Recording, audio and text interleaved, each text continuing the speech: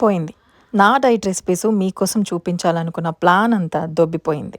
So, at any cost మీకు ఈరోజు ఒక రెసిపీ అయినా చేసి చూపించాలనుకున్నా. సో, కడాయి పెట్టేసా.